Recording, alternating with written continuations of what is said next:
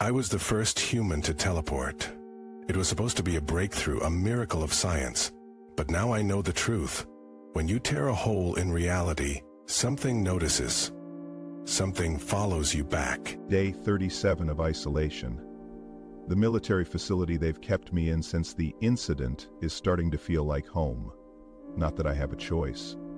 I'm both a scientific marvel and a potential extinction-level threat, according to General Hayes. I stare at the same four walls of my containment unit. White, sterile, monitored 24/7. The only personal item they've allowed me is a journal. Writing helps keep me sane.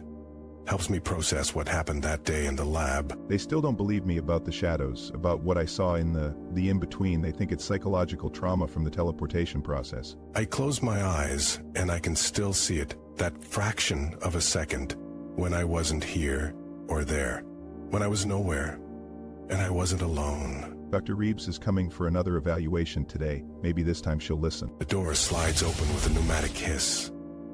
Dr. Reeves enters, clipboard in hand, her face a practiced mask of clinical detachment. But I can see the fascination in her eyes. To her, I'm the greatest scientific achievement of the century. Good morning. How are you feeling today? The same. Watched. They're still watching me. Who's watching you? Not who, what. She sighs and sits down across from me. We've had this conversation before. Let's talk about the teleportation event again. Walk me through what you experienced. I've told you a dozen times. The machine activated, I felt a pulling sensation, then nothing. For a split second, I was nowhere. A void. But it wasn't empty. And what did you see in this void? Shapes. Moving. Aware they noticed me passing through, they followed the signal back. Reeves makes a note on her clipboard. I know what she's writing. Persistent delusions, paranoia, post-traumatic stress. The teleportation was successful. You moved from one chamber to another instantaneously. That's what matters. These other perceptions are just your brain trying to fill in a gap in consciousness. Then explain the shadows, explain why they appear in the corners of my vision, explain why the guards keep disappearing. What do you mean, disappearing? I lean forward, lowering my voice. For the first time, I've said something that genuinely interests her. 3 guards have vanished since I arrived. The night shift. No one mentions it, but I count them. I notice. That's just rotation of personnel. This is a classified facility. People come and go. No, they're taken. I hear it at night. The same sound the teleporter made. A high-pitched whine, then nothing. Dr. Reeves looks uncomfortable now. She glances at the camera in the corner of the room. I think we should adjust your medication. You're not sleeping well. I'm not taking more pills. They dull my senses, and I need to stay alert. She stands up, clearly ready to end our session. We'll continue tomorrow. Try to rest. As she reaches the door, I call out to her. Check the security footage from last night, 2:17 a.m., outside my door. You'll see. The door closes behind her. I'm alone again, but not really alone. Never alone anymore. They don't understand what I opened. A door works both ways. That night, I lie awake on my cot, staring at the ceiling. The facility is quiet, except for the hum of the ventilation system. Then I hear it. The whine.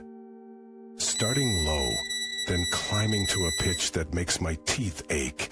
They're here again. I sit up, heart pounding. The sound is coming from the corridor outside my room. I press my ear to the door. Footsteps. A guard making rounds. Then the whine intensifies. A flash of light seeps under my door and I hear a muffled gasp. Then, silence. Another one gone. Morning comes. Dr. Reeves returns. But something is different. Her face is pale, her hands trembling slightly as she sets down her clipboard. We reviewed the footage from last night. And? There was an anomaly, a visual distortion. Then guard Peterson. The camera lost him. Finally, validation. Not lost, taken, like I was taken, but I came back. They're learning how the process works. The general wants to speak with you. An hour later, I'm seated in a conference room. General Hayes enters, flanked by 2 soldiers. His face is grim. So you're saying these entities followed you back through the teleportation process? Yes, they were trapped in that in-between place. Now they know there's a way out. And they're what, abducting my men? Studying them, like we study lab rats, learning how we work. The General exchanges a look with Dr. Reeves. We're shutting down the teleportation project, dismantling the machine. It's too late for that. They don't need the machine anymore. They've found another way. What do you mean? They're evolving, adapting. The teleporter was just a door. Now they can make their own doors. The General leans forward, his voice dropping to a whisper. What exactly are we dealing with here? I don't know what they are, but they're intelligent and they're curious, and we're interesting to them. That night, they move me to a new facility. Underground, they tell me. Safer. But I know the truth. Nowhere is safe now. Day 45 of isolation. The new facility is larger but just as sterile. More guards, more scientists, more fear. Dr. Reeves visits less frequently now. When she does, she looks exhausted. 3 more disappearances last night. Not just guards now, a physicist, a technician. They're working their way up the food chain. Learning. The General wants to know if you can communicate with them. Communicate? I've been trying to avoid them. We need to understand what they want. They want what any intelligent species wants when it discovers a new world. To explore, to colonize. That night, I wake to the sound of the wine. But it's different now. Louder, multiple tones overlapping. I sit up in bed, heart racing. They're getting better at it. The lights in my room flicker. The air feels charged like before a lightning strike. And then I see it. A distortion in the air. Like heat rising from pavement. But darker. Moving with purpose. I press the emergency button by my bed. Alarms blare throughout the facility. Footsteps pound down the corridor. My door flies open and 2 guards rush in, weapons drawn. There, in the corner. They see nothing, but I know it's there, watching, learning. Get Dr. Reeves, now. One guard stays with me while the other radios for backup. Minutes later, Dr. Reeves arrives, breathless. What happened? One of them manifested right here. They're getting stronger. Our instruments detected an energy surge in this room. Something was here. The guard who stayed with me suddenly stiffens. His eyes go wide, staring at something behind Dr. Reeves. Don't move, there's one right behind you. Dr. Reeves freezes. The guard raises his weapon. No, don't provoke it. Too late, the guard fires. The bullet passes through the distortion and embeds in the wall. The air around us seems to vibrate with anger. The whine becomes deafening. The guard drops his weapon, clutching his head. Then, before our eyes, his form begins to blur, as if he's being erased pixel by pixel. His scream cuts off abruptly as he vanishes. Oh my God. Now they're angry. The facility goes into lockdown. I moved again, deeper underground, a bunker within a bunker. The General himself comes to see me. We've lost 17 people. Whatever these things are, they're escalating. I told you, they're learning, adapting. The teleporter showed them we exist. Now they're curious. Curious. They're abducting my people. From their perspective, we did it first. I invaded their space. The General paces the room, a man unused to enemies he can't fight. We need a way to stop them, to close whatever door you opened. I don't think we can. But maybe we can communicate, establish boundaries. How? Let me try to make contact, controlled contact. The idea is insane, dangerous, but they're desperate. And if they take you? Then you'll know communication isn't possible, and you should use the nuclear option. The plan is set. They place me in a reinforced chamber surrounded by every sensor and recording device available. Dr. Reeves monitors from an adjacent room.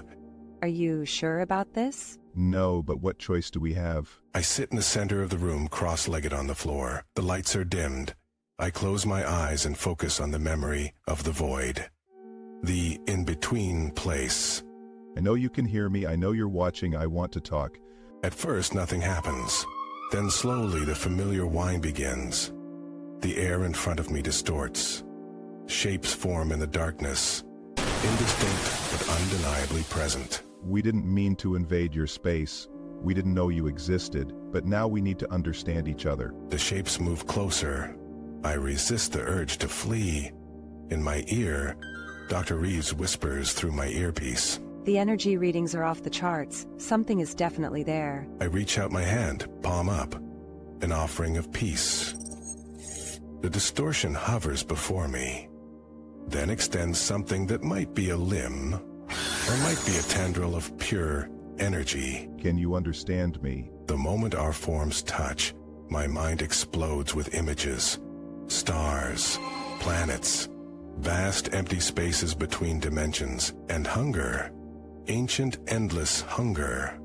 I try to pull away, but I'm frozen. The connection goes both ways.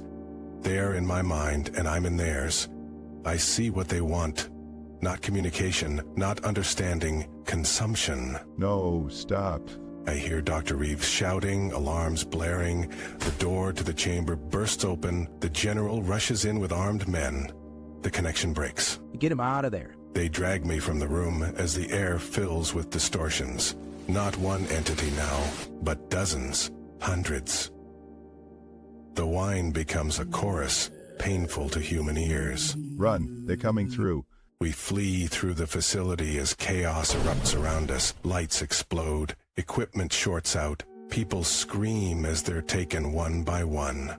What did you see? What do they want? Everything. They want everything. We're not special to them, just food. We reach a secure elevator that will take us to the surface.